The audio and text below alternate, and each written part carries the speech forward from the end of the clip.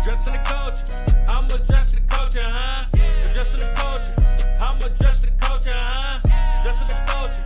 I'm addressing the culture, huh? Addressing the culture. I'm addressing the culture. We gon' talk about it. Come address the culture. We gon' talk about it. Come address the culture. We gon' talk about it. Come address the culture. We gon' talk about it. Come and address the culture, huh?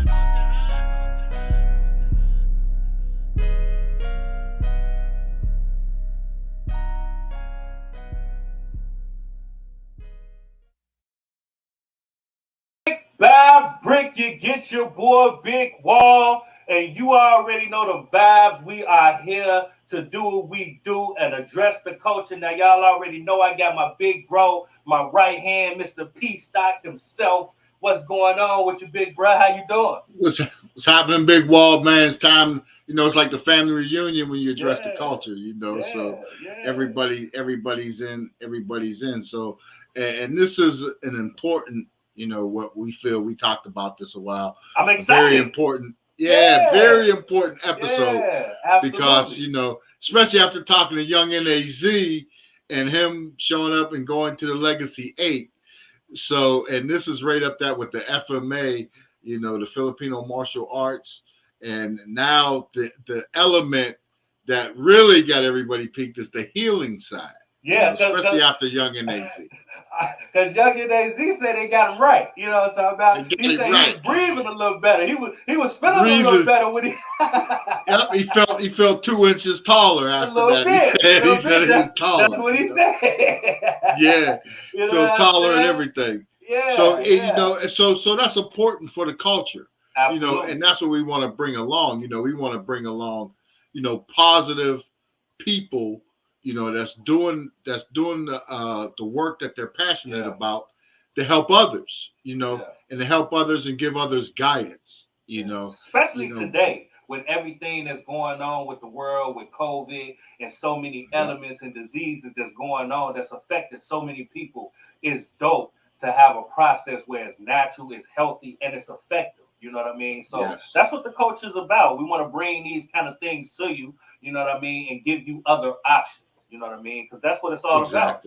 Yeah. Exactly. And that's what it all is, and I'm the same way. I read the labels. I don't want to take all kind of medicine that I don't have to. So you wind up sucking up stuff, in the past. Knock on wood, I haven't had a cold in about 5 years, 6 years. So so under these COVID things too, I stay away. We talk about that too, but that's important. To learn things to better yourself and help what ails you, that could bring you around and that's help keep you from making that trip to the doctor, for the big farm, the drugs, Now that's the overplay for the underlay. You know what I'm saying? What they say, the overplay money for is the underlay.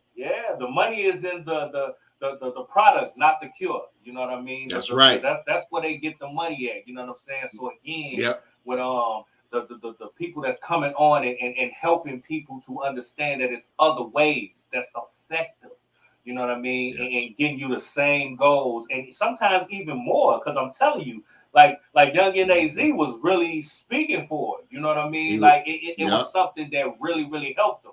You know what I mean? And there's so many people out here that would take part in these activities if they just knew about it. You know what I'm saying? And do that, and I've known Grandmaster Aladdin for a few years now, and he's the same way. He's always tipped me and told me and always dropped those things, and I used them. And there's a lot of things that people have in their own house. So that's the exciting part.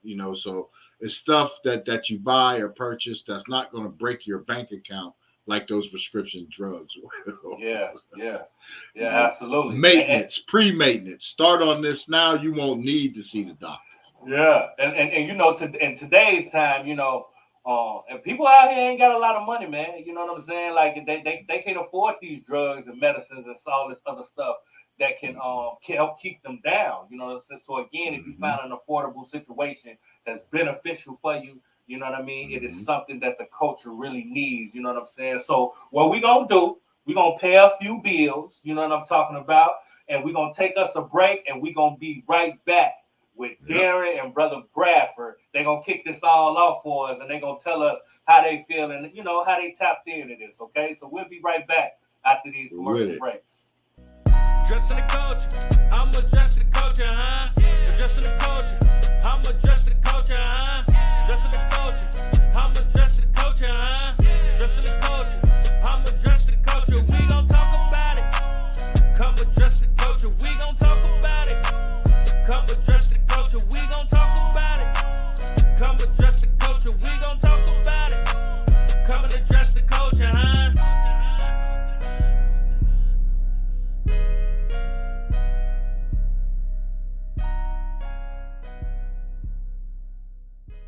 You already know the vibes. We are back here addressing the culture like we doing it. If y'all look at the screen, y'all see a couple familiar faces. They like co-hosts at this point. You know what I mean? At this point, we have them coming through, spinning the block, giving us more information about everything they did with these great legacy events. And now we're going to tap into another aspect of the legacy when we talk about the healing, you know what I mean? So we got two great guests here, you know what I mean? How y'all doing, Brother Derek, Brother Bradford? Welcome to the show. Good. Welcome to Address the Culture. It's good to see you, Big Tom, P.stock. You know, it feels like it's been a while. It's been a really cold winter, I know, for you folks, you know, but that's why I decided to film, you know, in my backyard today on my patio. It's beautiful over here. I wish you guys could feel. Still rubbing it in, huh? He is rubbing it in. He's rubbing it all the way in, you know. My goodness. You know, hey, Brad, you're in Long Beach. I'm in Stockton. I'm in the valley, but it's beautiful over here right now. Right? This is abuse at this point. It's abuse at this point. You know what I mean? Come on, man. You know, it's only going to be 90 degrees over here down in Southern California. But, we're going to share this sunshine with you guys in the East. Absolutely. So we want to make sure that you guys get some of that warmth as well, some of that love, some of that aloha. Yeah, man. That's what we need. Yeah, you guys need to come down here. Too cold over there where you guys are. A little bit. Gotta hang out. Right now, yes, I say so. Yes. Well, speaking about that warmth and love that you guys talk about, let's talk about this great event. You know what I mean? And let's kind of dig into it. You know what I mean? Past, present, and the future, because it's coming back again. You know what I mean? Bigger and better. You know what I'm saying? So, Derek, could you talk about the great legacy event and what we got going moving forward in the future? Well, going back to Disney Martial Art Festival, me and Brother Brad, we were coordinators, you know, for our divisions with Disney. And then Long Beach Internationals came up. We were coordinators with Long Beach. But, you know, going back to 2006 when I first met Brother Brad, you know, we just hit it off like we knew each other forever. You know, we just had this feeling like, man, I feel like I've known Brad my whole life. We just, everything kicked, everything hit, you know, got along great. And as I started hosting Legacy, Stockton Legacy, it hit first. I invited Brother Brad to become a part of this. And before filming with EM3 Masters Magazine, I hosted 3 unfilmed legacies. I believe 2 were on the Long Beach Queen Mary ship, and 2 were here in Stockton at the Stockton Hilton. But once filming started, and that was 2012-13, that was Legacy 1. I've hosted Brad Namahoy to every one of my legacies, and I believe he only missed the one, and that was, I believe, or maybe he missed 2. He missed Legacy 4, and he missed Legacy 6. But he's been a part of my legacy since the beginning. But there's one thing I noticed is every legacy I've had Brother Bradford attend, he was always healing people. He can look at you and say, hey, come here, you're walking with a limp. And I see him healing people. Or somebody's shoulders were, I don't know, out of line. He said, hey, come here, let me work on you. And I've witnessed this for many years, you know, and I've known about Hilo, a lot of the healing from Hawaii through my ancestors, my aunties, uncles talking about it, and from the Philippines. But until meeting Brother Brad, I started seeing it used at all of my events.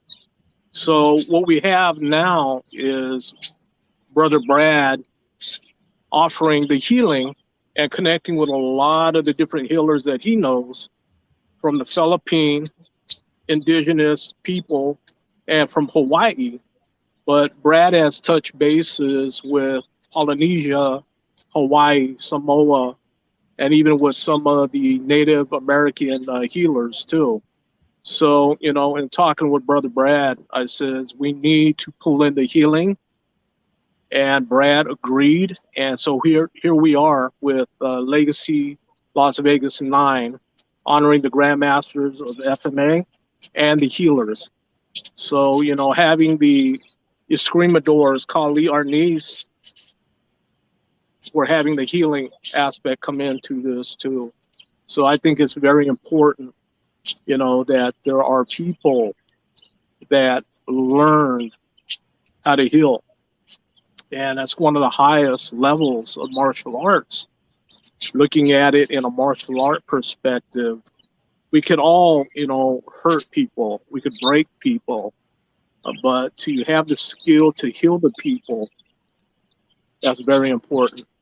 So, yes, Legacy 9 is going to be fantastic. And Brother Bradford Namahoy is spearheading this. Yeah. Okay. To bring all the people he knows together. You know, it needs to be seen. It needs to be learned. It needs to be felt. I felt it. Absolutely. You know, right? Huge. Young NAC felt it. Yeah. Right? Yeah, he Young did. NAC felt it. He did. knows. He spoke about it. He spoke highly about it. Highly about it. You know what I mean? And before we hear from Brother Bradford, we're going to play this video of Brother Bradford to see a little details about what he do. You know what I mean? And we'll talk to him right after this. Check this out. Hear it right from him.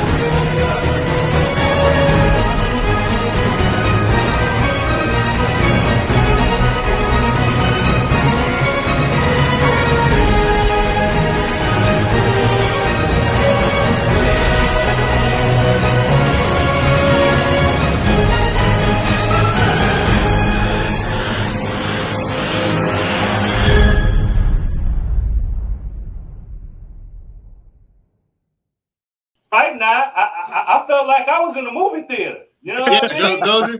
I mean, you do. Yeah, I like that. And everything. I it like was that's big, but that's important. That's Absolutely. important, and it should be delivered that way. Absolutely. So Brother Bradford, talk to us about the healing aspect of what you do and address the culture, brother. Well, you know, it's just you know, we're taking it from each culture to learn the healing. And so from the Philippines, you have Virgil that we just watched that does the Hilo, his traditional family passing of his legacy, sharing his talents, and also showing and teaching how to move the body movement and using the different type of material. You notice that he had the sticks. He also had two clubs there that he would use to to share and to teach how you would use the healing, or the hilot that they would call it back in the Philippines. But he is a great practitioner of the healing, as well as in the FMA, as in the FMA world. So what we look for is people that can do the things that he does, and the stuff that that I do, and Tony does, and so does my daughter Kilani. So just using the stuff physically that was taught to us, and also using the medicine, which we call the aulapa'au, using the plants, the things that we grow, that we understand about the about Mother Earth, and using her to help us, as well as the sun and the moonlight, just the elements that we know as martial artists, but also in the world of healing.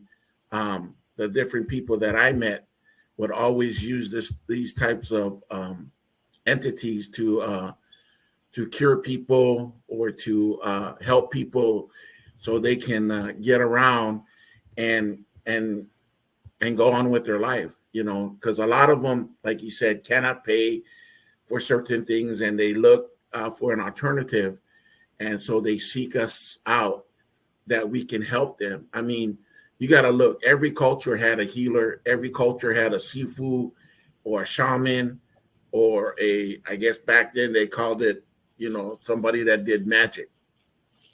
But whatever they did, each culture had their own. A lot of the indigenous culture, people from Africa, I mean, you look at them, they're like, they live for so long, they can travel, like walk for miles and miles without getting tired, because of the plants that they know. They know their surroundings, they know what to use. And if they're out in the desert to survive, they know what to survive on. And so a lot of these cultures are learning from these people that can teach them how to survive in different areas, like in a cold weather, as well as in a desert setting, as well as in the mountains, or out in the middle of the Pacific Ocean. So, and there is a lot that we were skilled in during that time, and we share this. And like I was telling Brother Darren, that a lot of us, there's knowledge. You can't find knowledge in one place. You can find it in other places as well. So it's always good to seek knowledge elsewhere, and to make it your own when you get everything together. You gather what you need, you gather the knowledge, because knowledge is power. And when you gather that, it brings it all together, where you make it your own, and you create, and you share it with those that that you can help, and to get them better, because you're going to help them out in their livelihood and stuff like that. So that's what we do as healers. We try to help out people if they come and seek us out, and we give them suggestions and things that they can do to get better.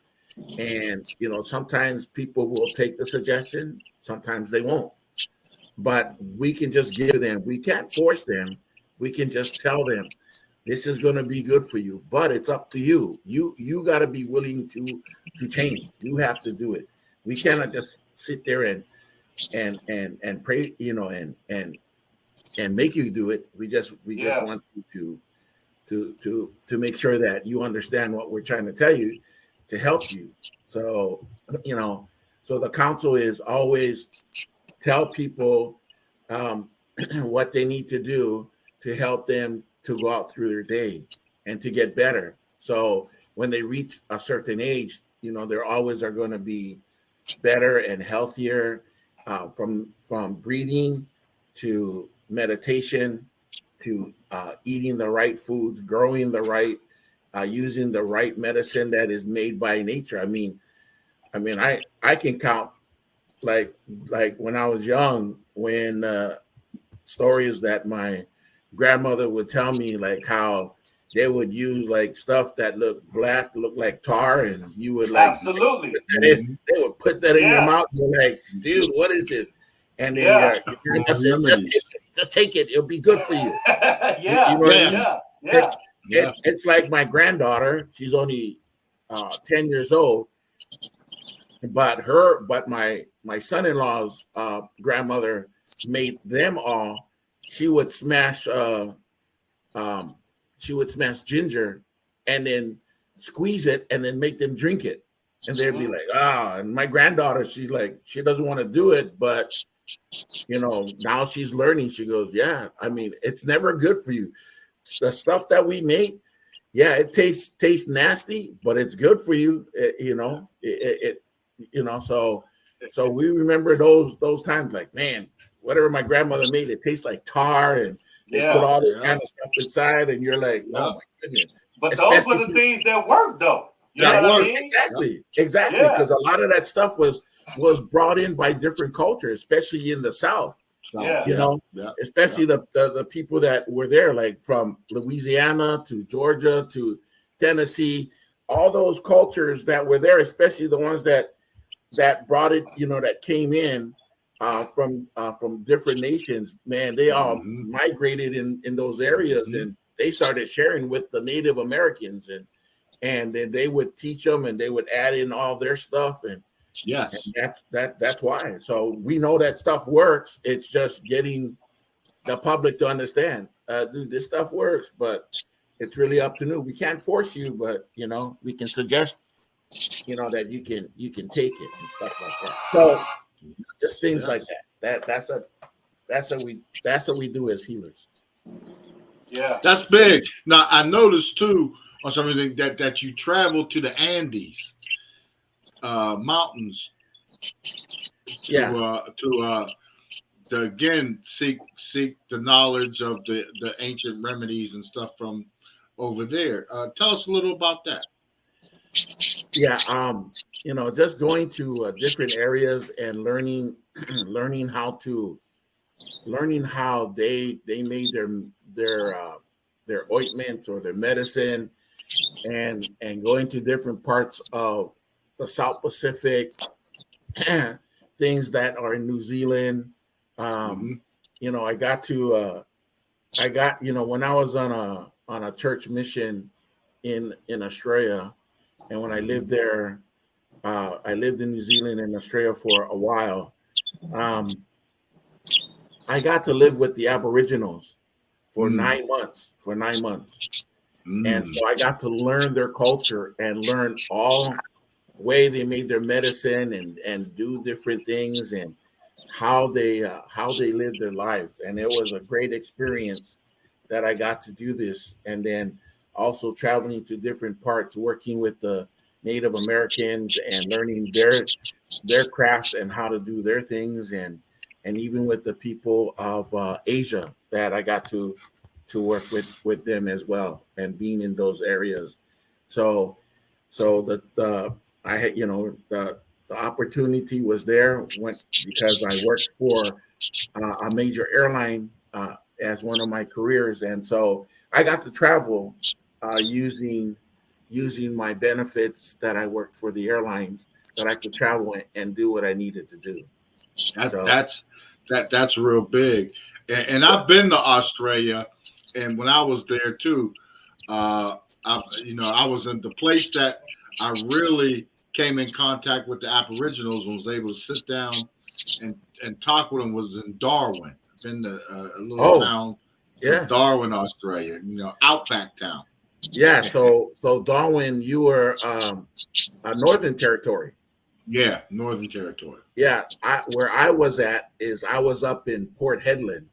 I don't know if you ever seen the movie Crocodile Dundee. Yeah. That was my backyard, living out with them out back then, out in the pool. So I went to Arrows Rock in South Australia. I went all the way down to the south of Australia, all the way to Bunbury in South Australia, as all the way up as the north up to Port Hedland. And if you cross that area, that's where the big gators are, the big crocodiles, like like the smallest would be like 21 feet. Anything above that is huge. Dinosaurs. Yeah, they're huge up there. So yeah, I could say that would have been an area that I learned a lot living out there. Like they would never use blankets, you know, even though we try to give them blankets, they would never use it. They would like use the dingoes, the dogs to sleep with, to cover them. That was their blanket. Wow. So they would live with that. I mean, I remember taking a bath and using, I don't know if you guys are old enough, but there's a shampoo called G, your hair smells terrific. I was using that to wash my hair when I had it, and they would like come and try to eat my hair because that stuff smells good. Yeah, it smells good, and they thought it was candy. So, but I learned how to, you know, hunt with them using a didgeridoo, using a nola, a chucker to chuck my spear, to use a traditional boomerang, you know. So I got to live with them and live, you know, and understand their culture, and it was awesome. It was awesome. They're a very spiritual culture, very wise, knowing the stars, knowing everything that the desert had to give them. Yeah. And so they were great. They're a great culture that people, you know, if you ever have a chance, if you go to Australia, you could learn really a lot from what they can give and they can teach. And, you know, living in New Zealand too, you know, just being around with the Maoris, it's, you know, their culture is, you know, it's just kind of like reminds me of home. So when I was in Australia, when I wasn't talking, they would tell me, oh, you should go back to New Zealand. And then as soon as I opened my mouth, they were like, dude, you sound like you're a Yank. And I go, well, I don't know what that means, but yeah, I guess so. I'm from the States. And they go, where are you from? They know I wasn't American Indian, or I didn't look Latino. So they go, where are you from? And I go, from Hawaii. And then all they want to do is talk about the big surfs in Hawaii. And I'm like, yeah, man, it's all good. You know, I'm here to learn from you guys. So it's all good. So absolutely. That, man, it seemed like tradition and teaching and passing on what you know is very, very important to you. You know what I mean? Yes. And that's what we love about it. Feeding the culture, giving them the knowledge. You know what I mean? And you've done that to the point where you spread it to your family, your daughter. You know, she's taking after you with spreading the knowledge. Youngin AZ say, you know, he our reference. He said she got him right too. You know what I'm saying? Yes, she fixed him. She healed me. Yeah, she healed me. You know what I'm saying? So is that what Young NC said? She healed me. You know what I'm saying? So I want you to introduce your daughter, you know, because we're going to bring her in and we're going to watch this video on her and get her experiences and how she's reached the height she's reaching, helping and healing people as well. All right. And so this is my daughter, Keilani Namahoe Cocker. That's her married name, her last name. And so, yeah, so she can explain a lot about what she does and things like that and how she took it up to the next level. Hello, my name is Keilani. I wish I could be in the weather where Uncle Darren is at, but out here in Texas, Texas actually is pretty warm today. Last week we were at 23 degrees, so I know where y'all are feeling back in Chicago. Oh man. Yeah, it's cold. Yes, it is. It is freezing. You know what I mean? Yeah.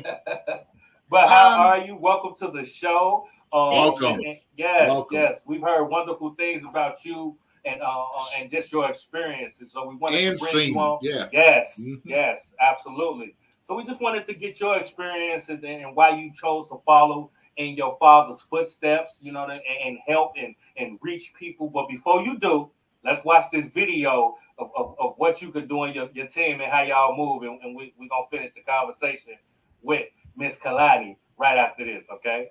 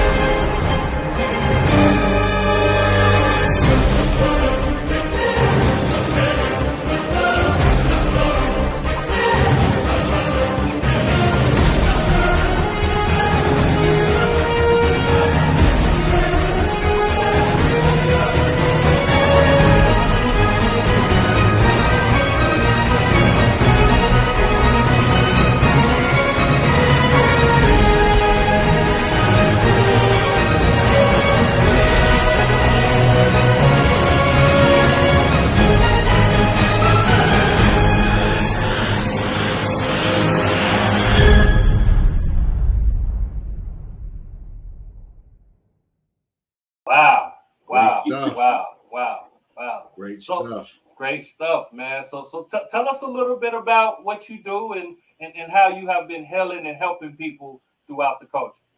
Yes, so I'm actually in Dallas, Texas. I'm in the Dallas-Fort Worth area. And basically, my dad, I've been doing martial arts since the age of 4. There was no choice. We had to learn how to defend ourselves, is what my dad told my sister and I. And throughout the years of training, learning how to defend ourselves by doing self-defense and all of that, obviously we're hurting the body. So once you reach a certain stage in your training, my father then told me, you know how to hurt the body, but now you're going to learn how to heal the body. So that's where my training is at right now. And it's kind of funny how the opportunity was presented. I had my daughter at 17. So my dad was just like, you know what, this is a perfect opportunity for you to learn the healing side. You're going to start learning how to take care of people while also learning how to take care of your baby. Absolutely. So you're going to support your kid. So he actually started training me on his paying clients. So that brought a lot of anxiety. I was like, oh my gosh, I'm going to be learning how to work with people while these people are still paying. That I'm forever grateful for, because without those clients, they were the ones who actually came back to me and gave me positive feedback, just saying, you have a great touch. You really did heal me. I'm moving better. I have more range of motion. This is something that you should really, start doing as a career. So with all of that feedback, I then went to school in Southern California. This is back when I was home in California. I went to a school called National Holistic Institute to get my certifications and licensing. So I learned a lot from that school as well. And it grew, more knowledge is power, as my dad says. So there was a lot of knowledge that I've learned, and I decided to keep on doing it. I moved out to Texas and started networking with a lot of people in the area, getting involved with the community. And so from there, I just started connecting with folks, and I'm doing what I was doing back home in California out here. I actually had a opportunity to work on a Dallas women's rugby team yesterday. So I was out there on their field. The ladies were playing in 30-degree weather, so it was very cold. Wow. So yesterday, in the video, I know y'all had seen the kava. Kava is actually a Polynesian root that we use in our culture. My dad taught us that that's for healing purposes. So I was able to make some of that for the girls right after their game. They got to drink some of that. It helps with inflammation, hydrates the body. So that's something that you always want to drink right after a tough workout or a full contact sport. Kava, okay. Yes. In Hawaiian, we call it ava. Samoa, Tonga, kava with the K. Hawaii is ava with the A. Okay, yeah. And then some of the ointments also my dad makes. So I also educate my clients out here. Everything that I use, I do not buy from stores or other massage businesses. Everything is all handmade by my father. So that's another thing why my clients love it, is because the knowledge that I have and everything from the oils to the ointment is all from my family. So I was able to use some of the ointments. It's the Chinese medicine did that jiao. So my dad made that, and I was able to put that on some of the players' knees, any of their joints. They felt that immediately. And especially with the cold weather, it was able to warm up the body from within, and they were able to perform, and they were able to play the game through that 30-degree weather. So a lot of it, is just passing down the knowledge, sharing that knowledge and extending it to those, because that's what it's all about. We want to heal the community. We want to drop that knowledge to them. The Western medicine, Western healing could be very difficult, overwhelming. Their doctors telling you got to get prescription for this, do this, yada, yada. But a lot of it, as if you're in tune with your body, you'll be able to know exactly what's going on with you. And so that's what I love to do, is just share that knowledge with my clients and trying to find the right healing method for them. Our work isn't for everyone. That's what I tell clients. I tell potential clients, I understand that this work may not be for you, but the first step is you need to be willing. And if you're not willing, there's already going to be a fight with me as a therapist and you as a client on the table. Yeah. And that's something that's going to be tough because your body won't respond to the work. But if you have an open mind and an open heart and you're willing to receive the work that you need, everything's going to be smoother. And also with the tools like the coconut oil and the gel that I use in my practice also plays a big part as well. How important is it to push through the resistance? Because I can imagine that you get that, you know what I mean, where people have their own views and don't want to believe certain things, but the proof is in the pudding, as they say, because it's effective. You know what I mean? So how, just mentally for you, how are you able to push through people's inhibitions when it comes to your healing method? A lot of it is working with the client's breath. You know, I have to keep tuning in with the client, making sure, hey, you know, remember to inhale, exhale, and also educating the client as I'm working. You know, there's a lot of different modalities out there. My modality is not, you know, a spa setting, and it's not your relaxing massage. But more of it is I'm going to be talking a lot during the session just to educate the client. And so everything in the body is connected. You know, you could have pain coming from your lower back, but it could all be coming from your feet. So we work from the feet going all the way up to the head to promote that new blood circulation. And so when the clients, like I'll work on, let's say, the left side of the body, even though the pain's on the right side, as I'm working on the left side, they'll start feeling the release on the right side, and then they'll feel their body sinking closer to the table if I'm working on the table or on the floor. The whole point is that they can feel their body releasing, and then they'll start feeling stuff like, oh my gosh, my finger's moving, or like I can feel it all the way up to my shoulder. So that right there is just a confirmation, like, okay, so you feel my work and you can feel it from within. And you know, it's just making that mind-body connection is really what I try to push a lot, because our mind and our body sometimes doesn't work together. So absolutely. So that's what I try to educate and shed some light about.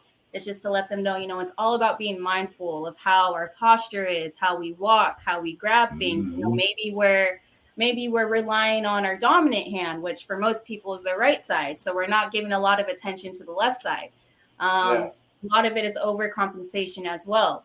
If we have an injury on our right side, then the left side's also going to get it, just because we're overcompensating to make up for the lack of the right side. So Wow. Yeah. That's great, and that's needed.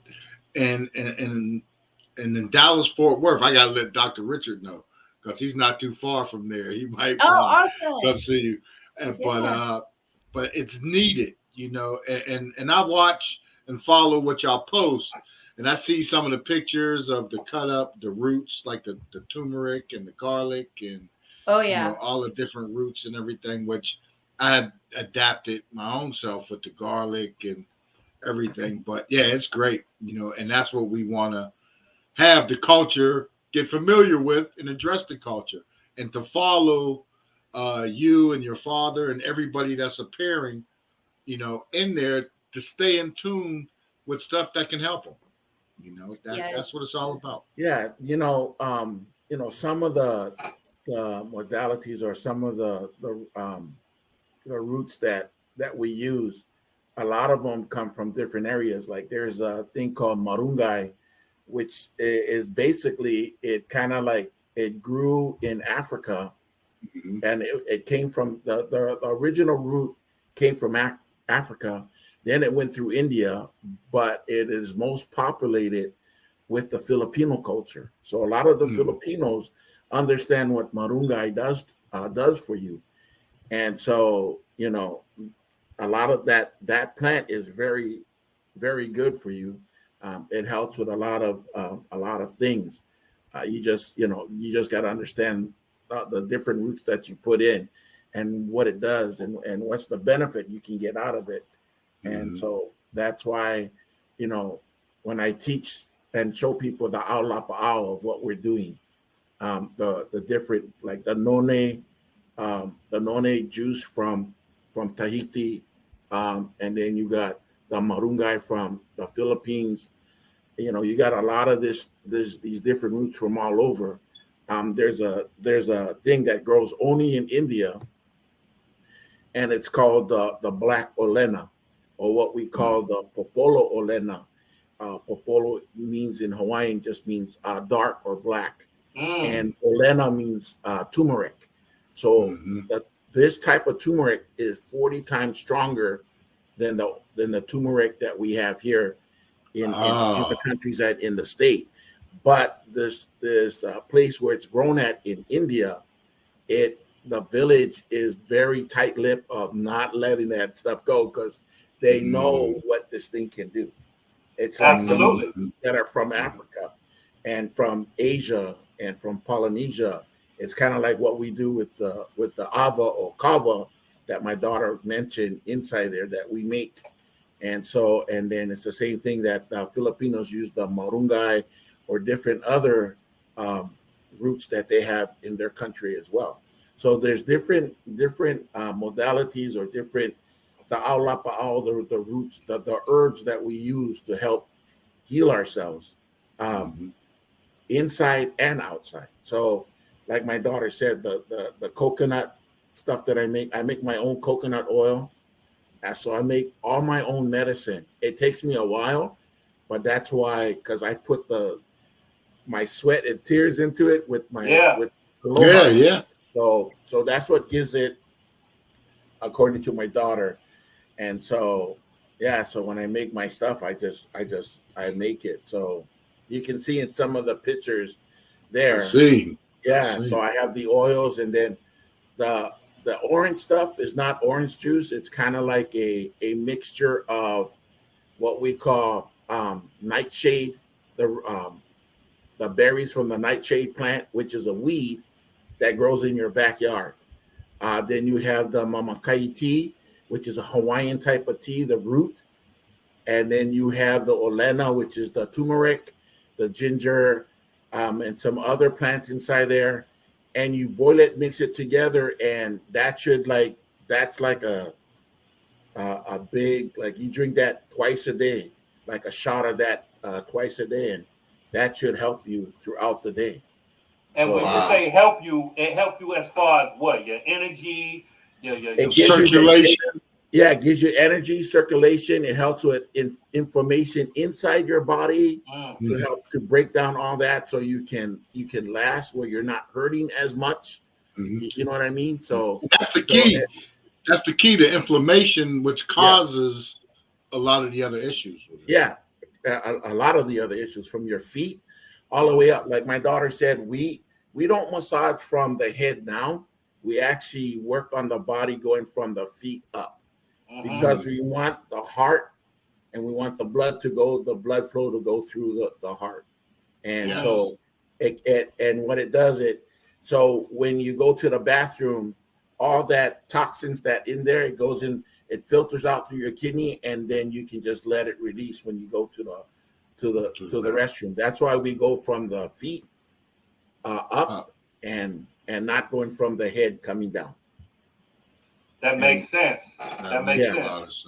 I get it. Yeah, that's why we work on people going from the feet up. Yeah. Well, look, I'm learning a lot, but we got some more guests we gotta add in. Yeah. You know what I mean? But before we add our next guest, Brother Virtue, we're gonna watch another video from the healers and what they do and just how they do it. We'll be right back, man. Don't go nowhere. We're addressing the culture, man.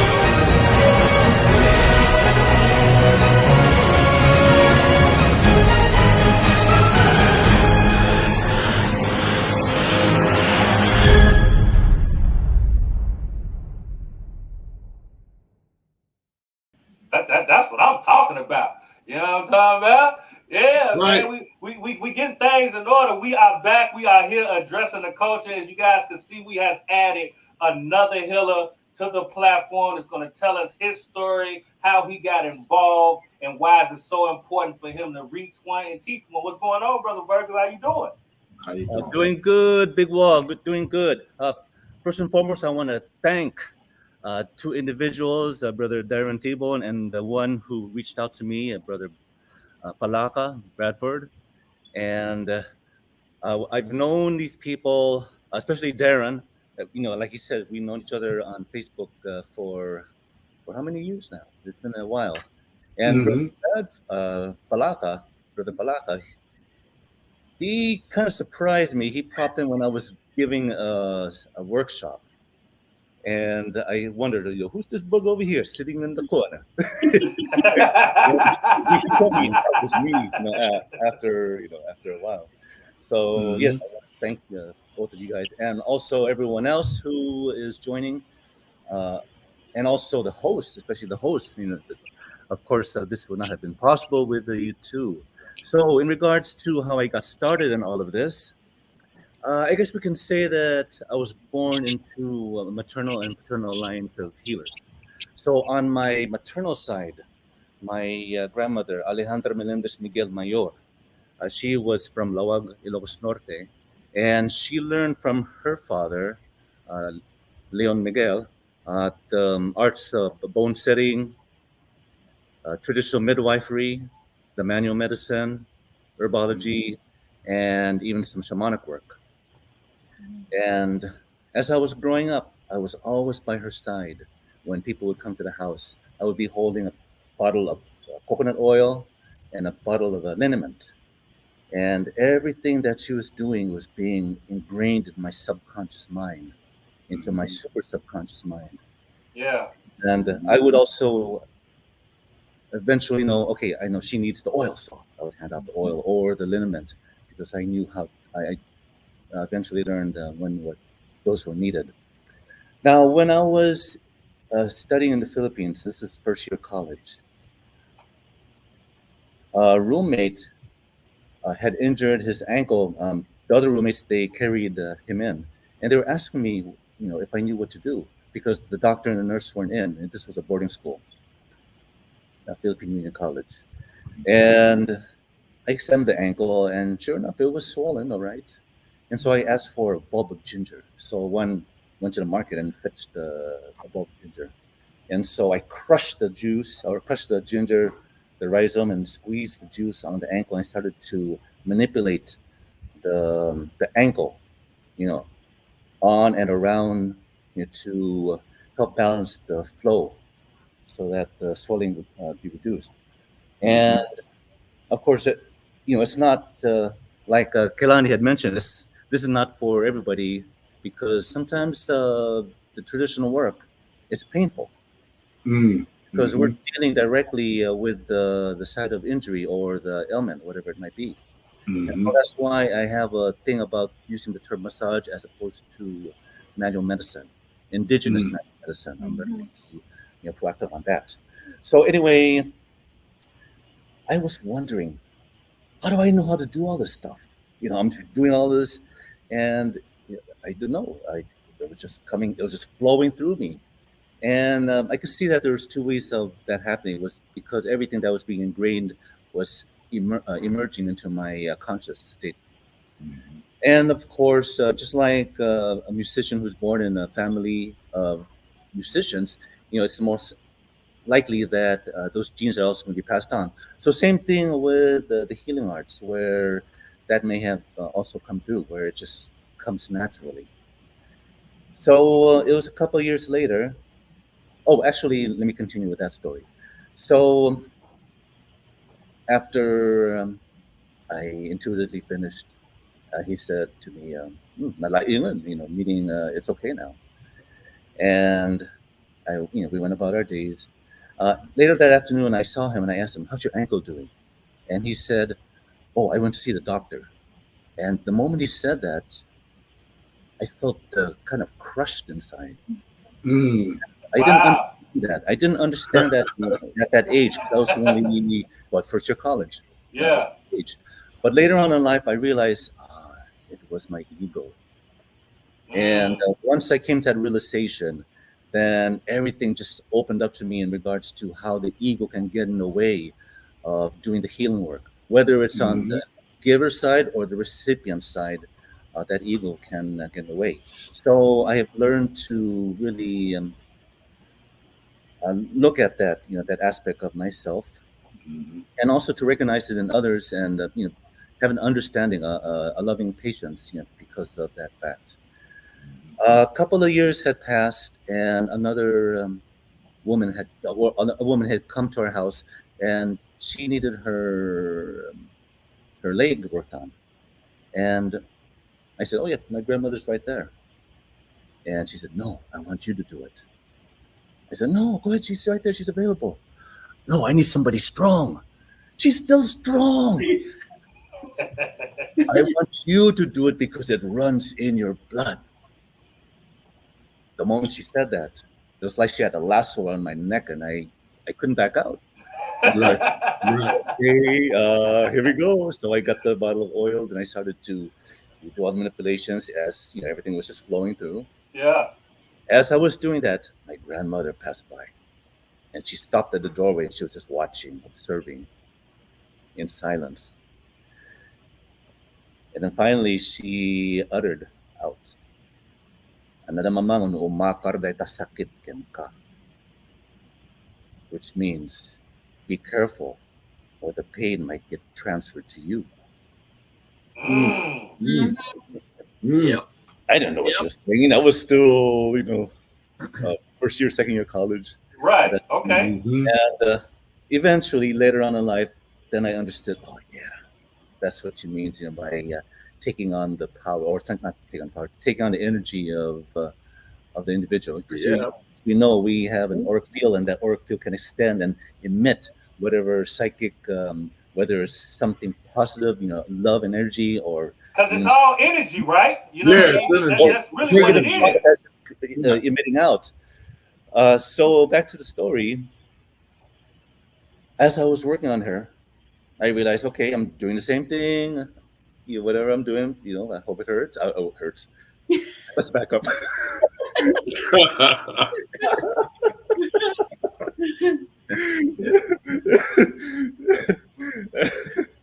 I hope it helps. My grandmother, when she mentioned that, then it really gave an awareness of how we really have to not be in our egos when we do the healing work. Because, for example, if I had a stomach ailment, and just a matter of fact, I have a stomach ailment, psychically, we're sending that out. Even if we are unaware of it, we're sending you the message out. And interestingly, I've talked to so many healers, they would explain to me, "Oh, my shoulder hurts." And all of a sudden, all these clients started to come with me, and they all had, shoulder ailments. Yeah. So that's the same. Attracts like. And just like attract likes, you can be applied to, a love relationship or even a client. And so for example, if I had that stomach ailment, I may be attracting other clients who have stomach ailments. Now, one thing is that I learned is not to have that ego in the way, because if you do, that means that you're associating with that individual. You can relate to that individual. Oh, I can fully understand what you have because I have the same thing.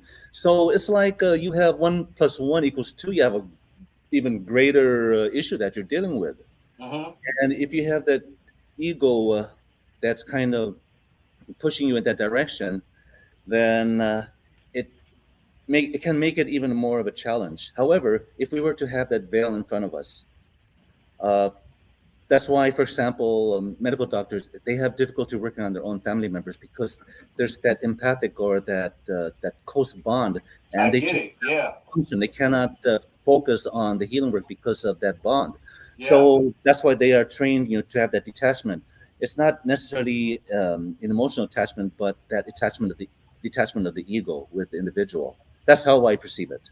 So in our case as healers, it's also important to have that detachment so that we can fully tap in, to focus, to read, to communicate, not only verbally, but also on energetic and psychic level, whether it's through touch, through energy work, whether it's through sending our inner vision into the body.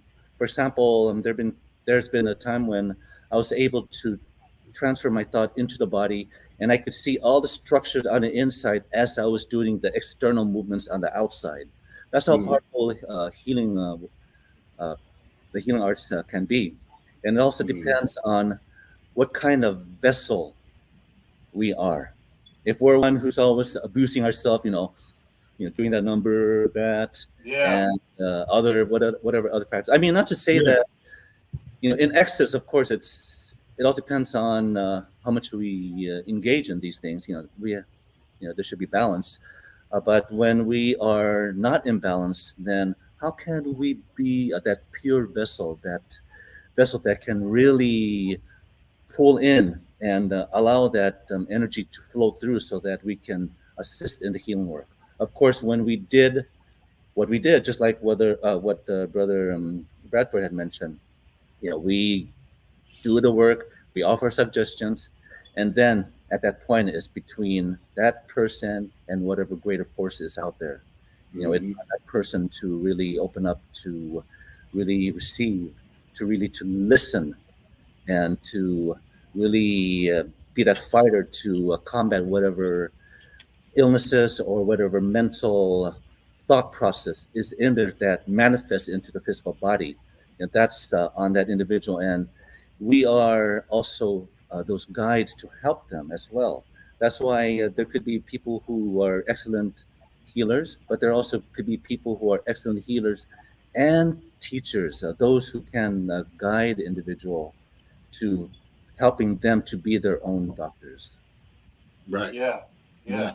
That's amazing, and that's where that culture coming in, where you want to effectively teach people, give them the right knowledge, and like you say, with the ego, kind of getting out your own way and allowing yourself to be able to help people and understand exactly what they need. And that's what it sounds like, what I'm getting from you. You know what I mean? Right. It's very important for you to understand what that person needs and kind of try to deliver on whatever level they at. You know what I mean? Without your ego getting away. You know what I mean? Yes. And also to add to that, so on my father's side, he learned from his mother, Rosa Santos. She hailed from Pangasinan, Alcala, Pangasinan. And so my father, he learned manual medicine from her. And he was one of the Sakadas. Brother Darren, you're familiar with the Sakadas. Anyway, he was one of those who migrated into Hawaii to work the sugarcane fields. The sugarcane plentiful. In his case, he worked the sugarcane fields. Anyhow, what he passed on to me was the indigenous science. And when I say indigenous science, we're talking about terminology of the for example, the body parts, and also the principles of healing.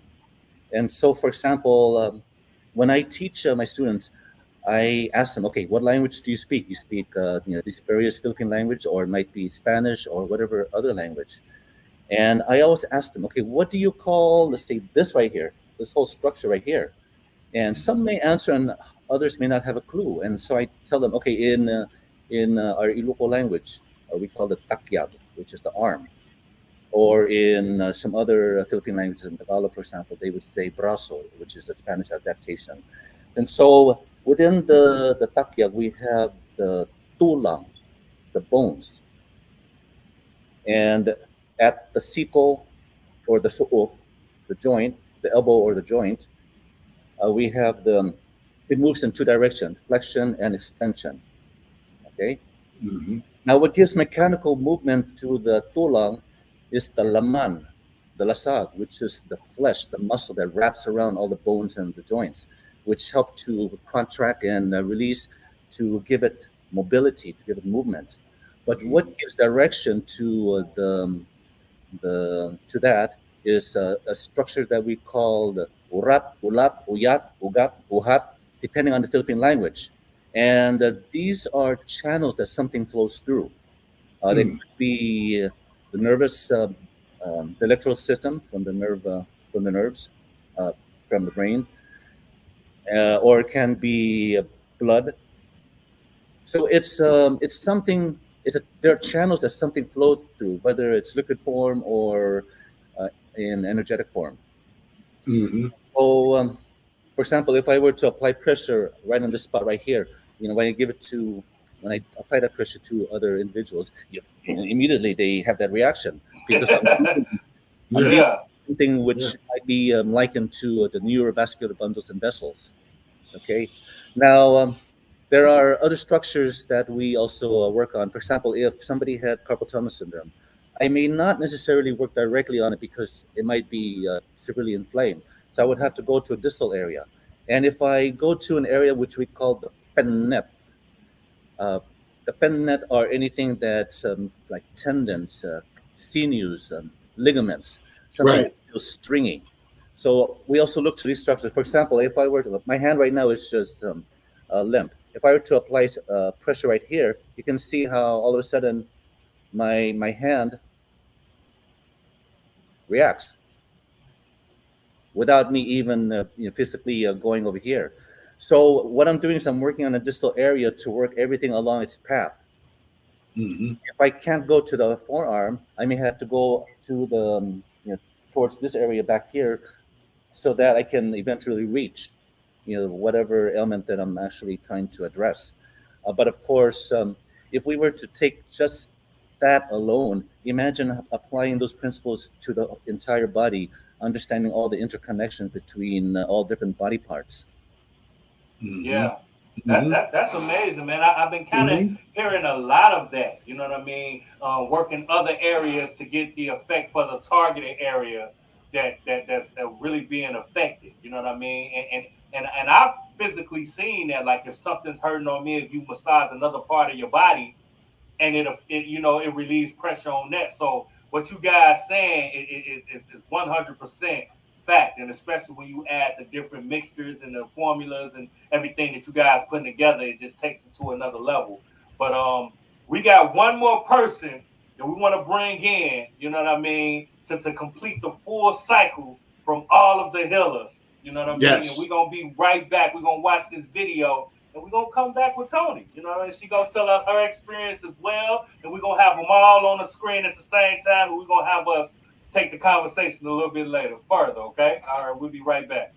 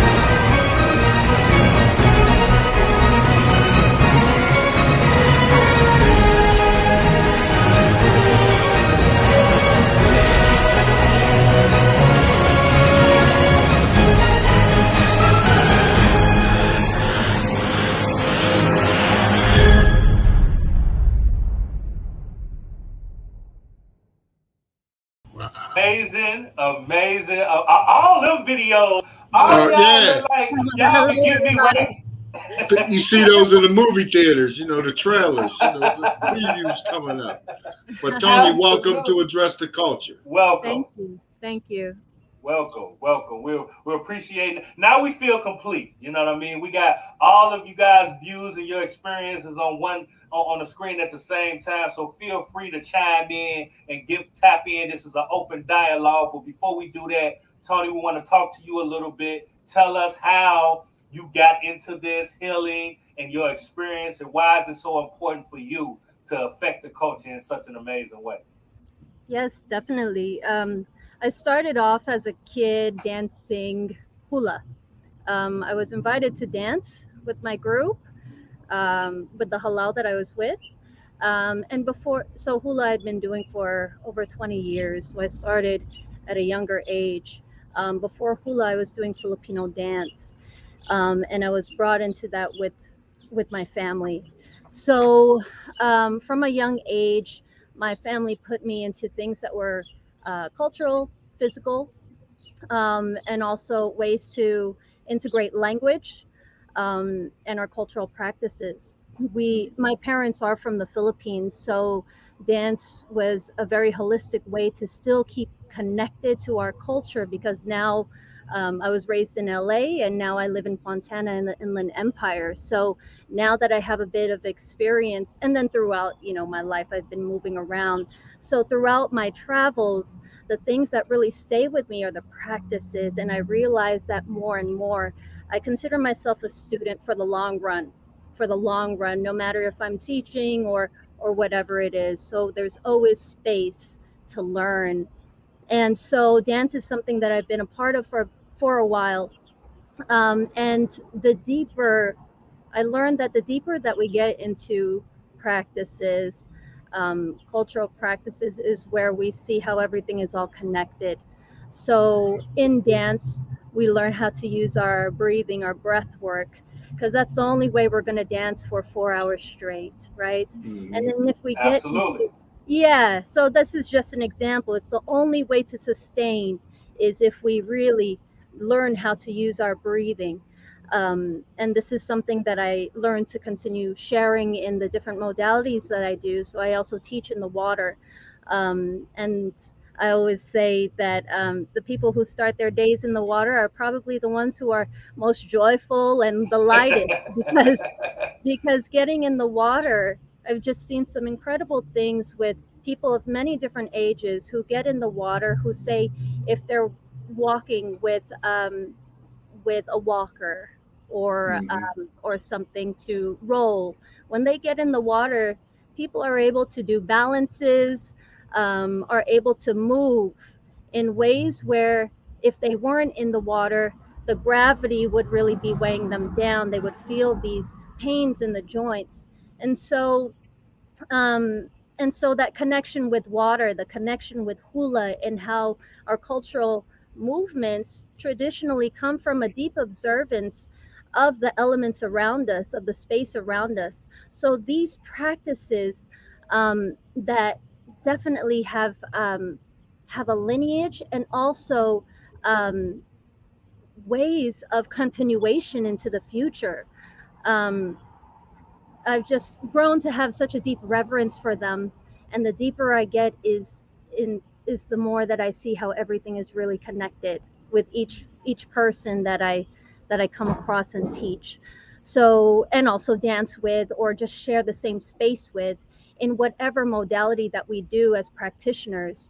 So now a good majority of my time is in teaching hula. I'm an alakai, or hula leader who works directly under my teacher. And so I'm just in a space of very much absorbing a lot of knowledge. I also learn from Master Brad La'au Lapa'au, and Lomi Lomi from Master Brad and Kelani. And it's taking its own journey as well. So the practice, sometimes it chooses you. You learn the lessons when the practice will reveal itself through you as well. So there's a humility that is grown from the practice. There's so many lessons to learn and to just continue growing from, with the practices of healing, dance, martial arts, and the elements all together in the space that we're in. So. Absolutely. Yeah. Mm-hmm. I get it. And this question is for all of you guys. When it comes to just what you do and how you're trying to affect the culture, what is the most important part about what you guys do? You know what I mean? When it comes to you just personally, when you're just trying to put your energy out and develop the culture and grow it, what's the most important part of what it do? Because everybody can't do this. It's the legacy of our ancestors that, for me, it's the legacy of my ancestors that once you know, you share your gift with the world or with those that come and seek you out, that they continue and that the legacy will always live as you help others. You know, it's not about the financial gain. It's about the culture and about sharing that aloha, like my ancestors would tell me, that as long as you can help others, that will in turn help someone else, then that's what it's all about for me. And maybe my daughter, I don't know. But yeah. That's Anybody else? Same question. Anybody else? Yeah, I can chime in on that one. In my personal experience, I found that it's important to have responsibility when it comes to this, because if we are to really pass on something that is legit and true to the culture, if we really do our own personal research, really delving into talking with the elders, learning whatever bit of information that we can gain from them, then it's like pieces of puzzles. You start to put things together. For example, in my case, when I was also doing research in the Filipino martial arts, I did not really go to schools per se, but I went into the provinces, I went to the parks, wherever I found the elders, I asked them and I would find those individuals. So it's also important to gather this information, to have something that is formatted in such a way so that we can pass it on to those who are open-minded and willing to learn, whether it's through written works or oral tradition. And that's something that helps in the preservation, preservation and dissemination of our cultural knowledge.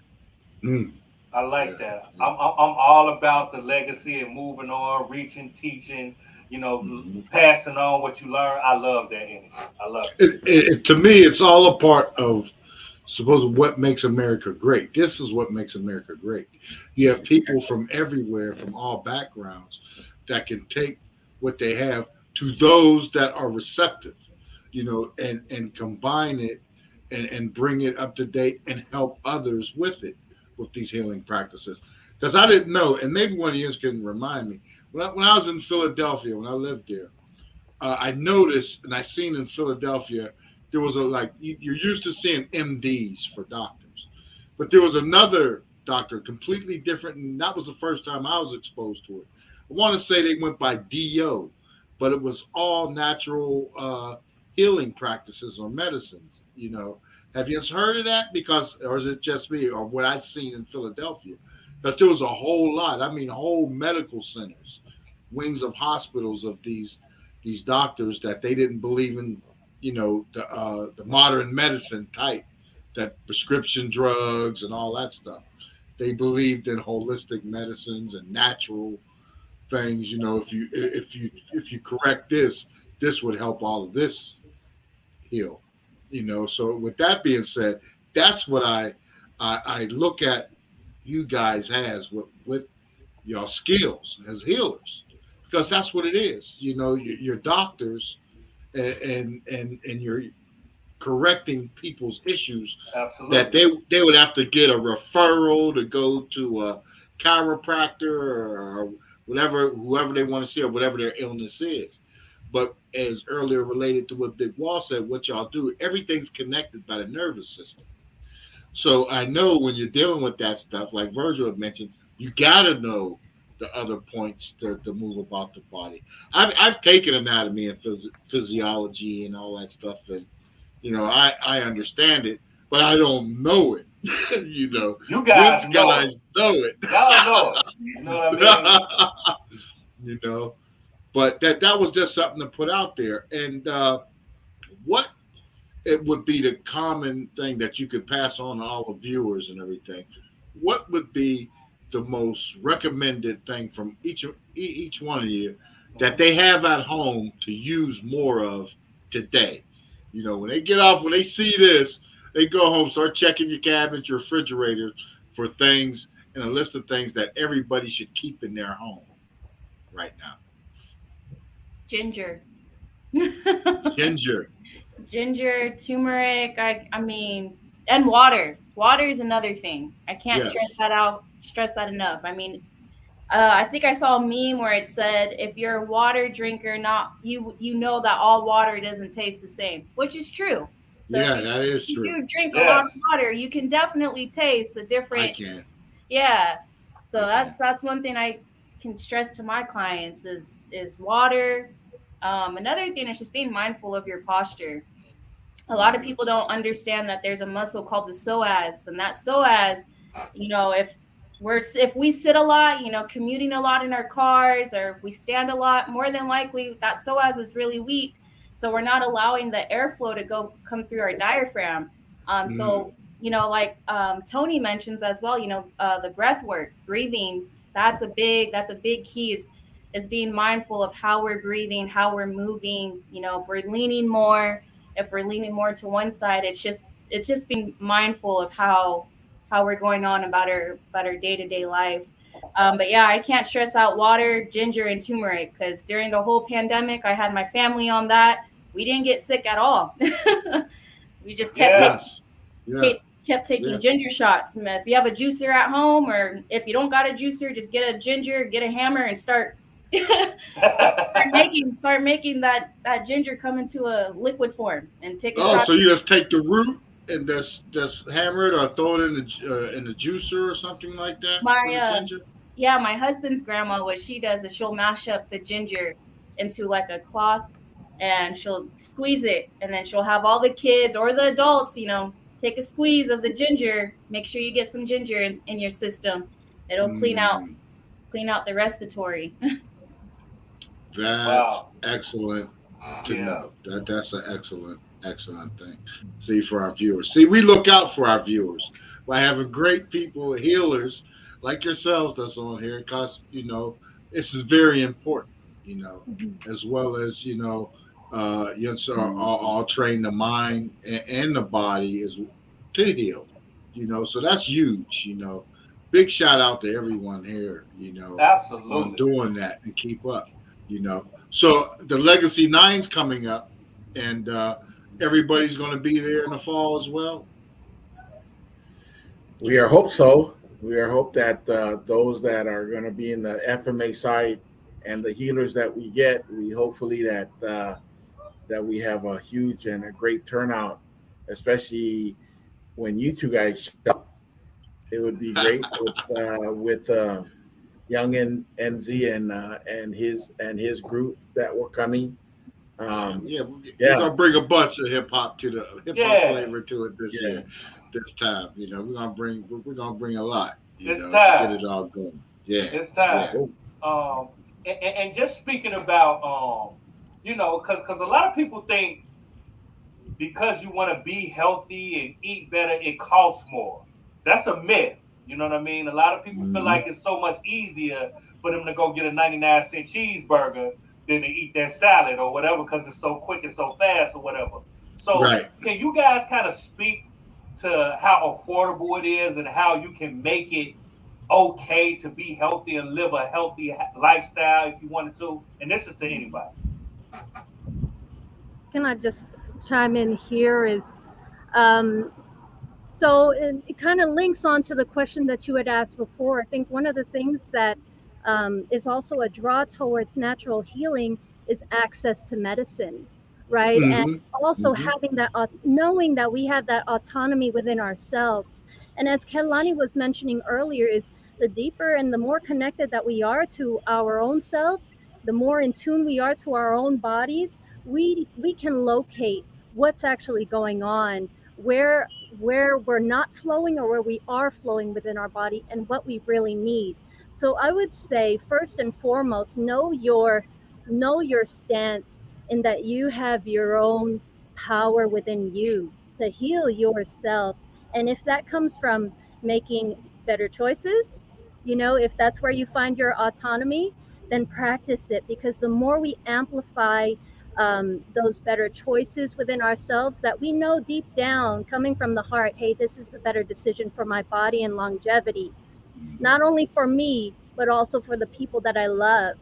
maybe for your family as well, you know, for the people that you're here for as well. So coming from that place of really knowing yourself to just be you know, in your power, first and foremost, so that we're not drawn by any shiny thing that comes about. There's so many practices as well, and so many different materials that can really draw us in. So being able to sharpen our minds to know, hey, this is actually a higher vibration for me to intake, which would be probably, you know, the Olena that Master Brad was talking about as an example, or the malunggay, or the bitter melon that a lot of Filipinos also use, ampalaya, that you can make as a tea, the guava tree that's right behind me. So yes, that's what I would say. First and foremost is to know yourself as your power, and then from there amplifying your intuition. That's amazing. I like that, because that's the first step, right? Free will, choosing to make the right decisions. You know what I mean? And it's simple as that. Thank you guys, man. We really appreciate you guys coming through, giving us your facts, everything about what you do. It's amazing for the culture. And it's very much so needed. You know what I mean? And this is something that we are definitely going to continue to do, because I know you guys are developing every day and perfecting what you do, because you guys are students at what you do. You know what I mean? So I know every day you're trying to perfect it even more, which is amazing. Before we get up out of here, I want each of you guys to leave us with your final thought when we talk about healing, and just anything that you want the audience to know about how take from this. And we're going to start with Brother Bradford. You know what I mean? Let everybody know how you feel, and just the final thought when it comes to what you guys do. Well, if you like Tony was saying, you got to know what you need. You got to know your body, kind of like what my daughter was saying too, and Virgil. You got to know what we can do as healers, that we can give you the suggestions to help you to have a better and a healthy life. You know, my grandmother used to tell me, look to see what you saw. And when I finally figured that out, she says, look towards the past. Where do you want to be in the future? But take care of business today. And so my suggestion is, you know yourself, know what you need to stay healthy. Do the research, like Virgil was saying, to get things that don't cost a lot, is to grow and to be like a farmer, like those guys that used to be back in the day. Grow your own food. You don't need a big old land lot. You just need a place where you can have a little room. With the technology nowadays, I'm pretty much sure you can grow things in your kitchen and in your you know, in your garage if you do. But if you live in an apartment, there could be a spare room that you could use to do a lot of things. So I'm pretty much sure if you grow your own food and the things that will make you healthy, then that should be enough for now, until you actually seek out the healers that you want to get suggestions from, and those that can help you in your quest. Yeah, that's dope. Anybody else? Final thoughts? And we're gonna have you back on, you know, especially leading up to the Legacy 9. Yeah. You know, we definitely want to have you back on to promote that event, to get the people out there, you know, so the messages, so they can come and see for themselves and see you, you know, directly, and any questions they may have, take it directly to you and receive treatment at the same time while you're there, you know. So we're definitely, you know, are going to look forward to Bradford. You know, you're a veteran to this, sir. So you'll be back, and everyone, and you know, to come back in, you know, and any updates you want to do or any special segments, let us know. We we'd love to have it. You know. Oh yeah, you know, it's always talking about. Sorry, just talking about, you know, our ancestors. You know, it's just the stuff that is going on in Hawaii right now with Puki'i Cemetery.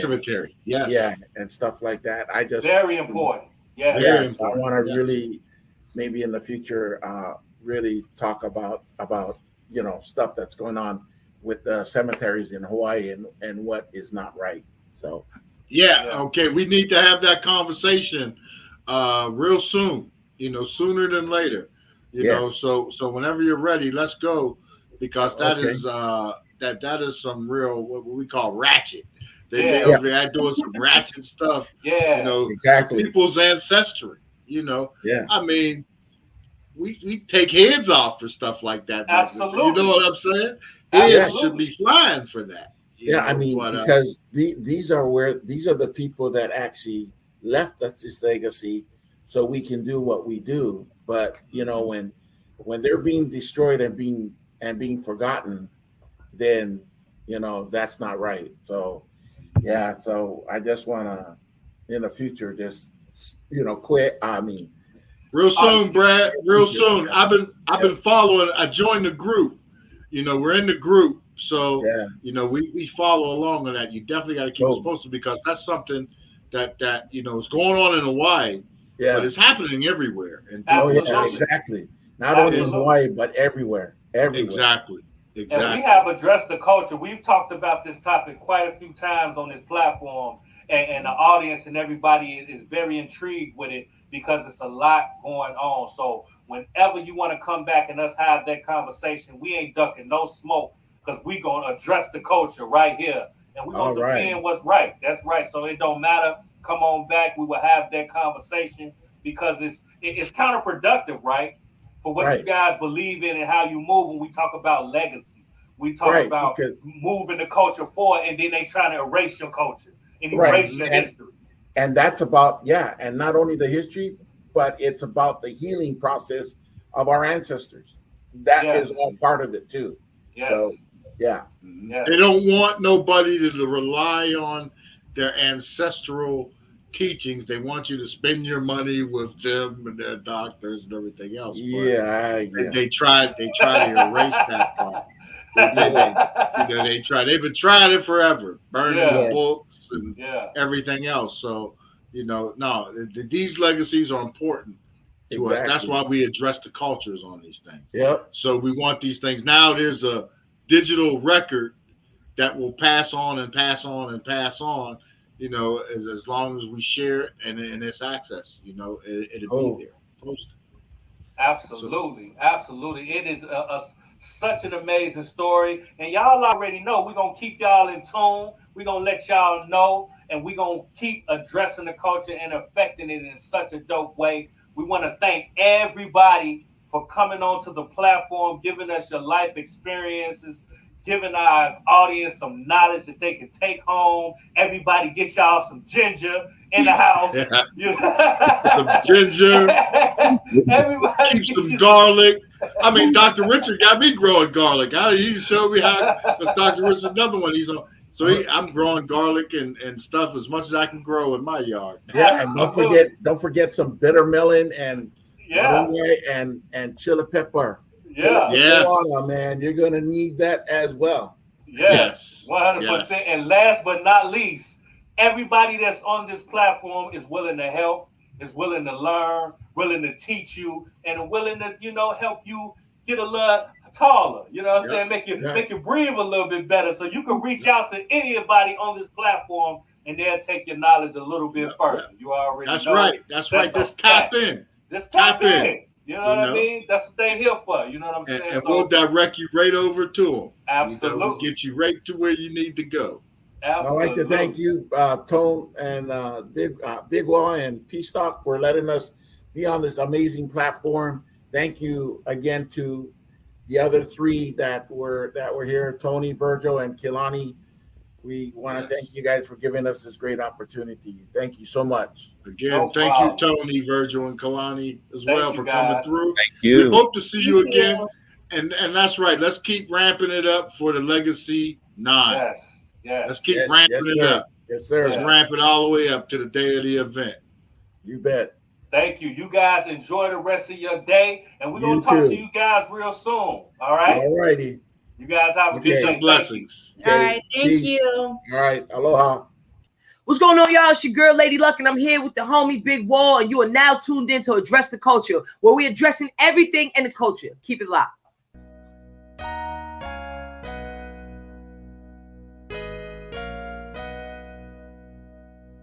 Addressing the culture, I'm addressing the culture, huh? Addressing the culture, I'm addressing the culture, huh? Addressing the culture, I'm addressing the culture, huh? Addressing the culture, I'm addressing the culture. We gon' talk about it. Come address the culture, we gon' talk about it. Come address the culture, we gon' talk about it. Come address the culture, we gon' talk about it. Come and address the culture, huh?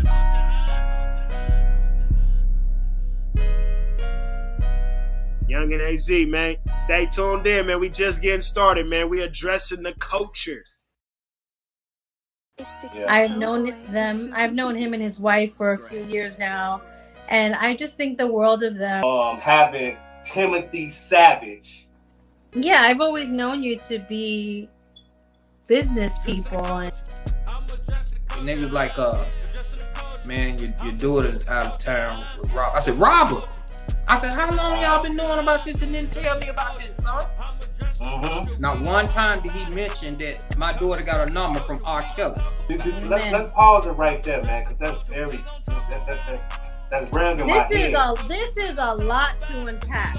Why did you feel that he needed prayer?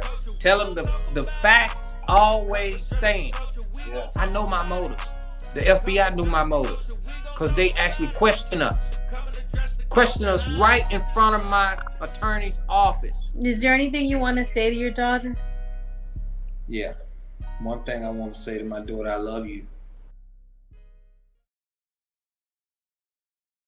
P.stock. That's what I am talking about. Yeah. We talking about affecting the culture, giving the culture knowledge, wisdom, leadership, information. That's what I love about the legacy, just the whole vibe. Like, you know, in the culture, you know, people don't want to share energy. They don't want to share information. They want to keep it and not pass it on. And everybody monetize it. Come on, everybody's into monetizing. You know, and that's what I'm talking about, monetizing it. And everybody on this platform today, and in the past, they are willing to show you, willing to pass it on, willing to give you knowledge that's effective.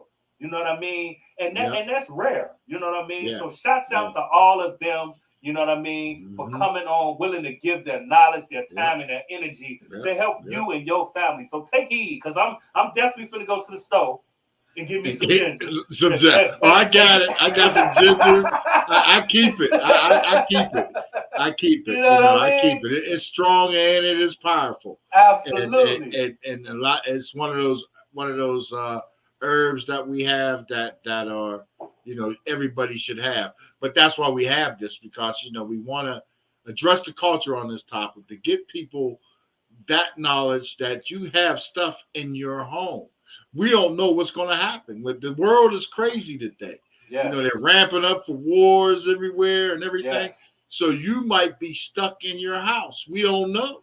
You know, the pandemic. So you need to have certain things there that you should have plenty of or access to help your family and yourself as much as you can without being able to see a doctor, without being able to get to an ER or urgent care.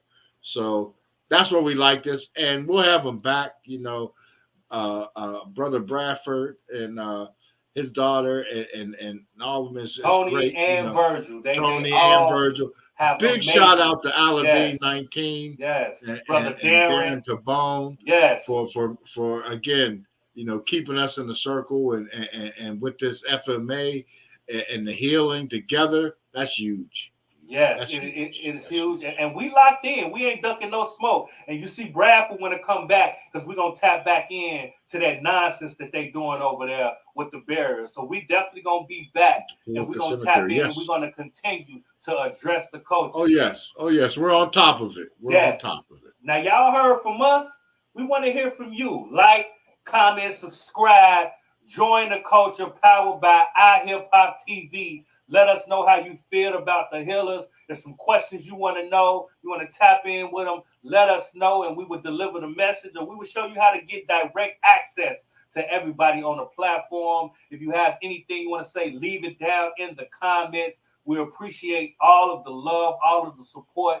It has been a great year so far with the movement, and we just going to keep on moving. You already know we will be back next week with the same type of vibe, same type of energy, giving you some news you can use, and we're going to address the culture. So until next week, I'm your boy, Big Wall. And I'm your man, P.stock. We're here. And this is Address the Culture. And like I always say, your culture makes you who you are, so make sure they respect it. We're going to catch you on the next episode. We out of here. What's going on with you, Lizette? How you doing? It's our first episode, and I got my drink ready to go. You know what I mean? Jane don't know the man going crazy. I'm just really proud of it. I'm getting a lot of good, great feedback. So when I was in the group Dream, I was a teenager. We were surrounded by a lot of toxicity. So, oh, hell. You don't have to explain as to why you didn't do, or why you didn't do this, or why you didn't do that. And it was because of my husband standing there as my pillar of strength. That would be, the ultimate is to have my life back.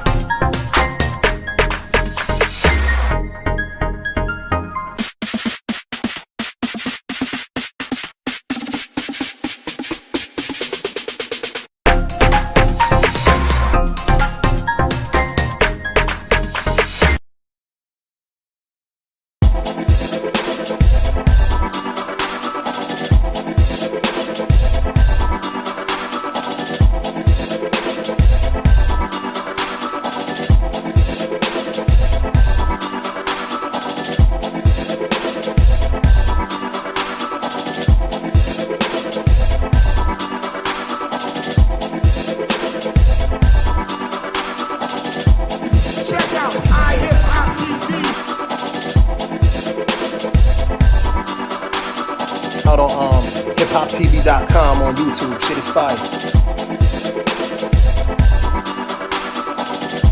Check out iHipHopTV.com on YouTube. Addressing the culture, I'm addressing the culture, huh? Addressing the culture, I'm addressing the culture, huh? Addressing the culture, I'm addressing the culture, huh?